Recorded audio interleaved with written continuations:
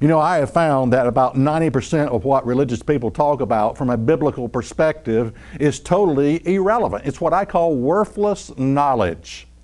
The futility of religious talk. One time I overheard a conversation, a couple of religious guys at a restaurant.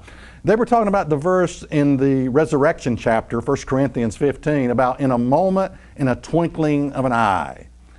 And this guy had actually figured out how long in a moment, in a twinkling of an eye is. He had it down to so many milliseconds. And I'm thinking, man, he missed the point totally. He's reading the resurrection chapter. The trump shall sound and the dead in Christ shall rise first. But he had the actual timing of in a moment, in a twinkling of an eye. He had the timing figured out. How relevant is that? What kind of useless knowledge is this? People ask stupid questions. You know, how deep is a sea of glass? Who cares? Did Adam have an innie or an outie? Did he have a navel? Did he have an innie or an outie? Who cares? If a fly lands in holy water, is the fly sanctified or is the water polluted?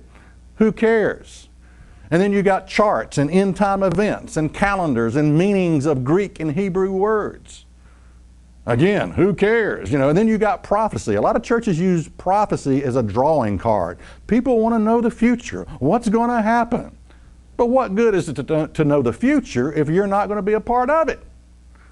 So, you know, how important is prophecy? Well, it can be important, but just to focus on that as your drawing card to get people, people are always curious. Inquiring minds want to know. There are magazines out there that sell millions of those little nasty, raunchy magazines, and inquiring minds want to know.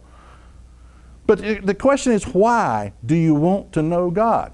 Your reason for wanting to know God will determine your depth of understanding, and many religious people choose poorly.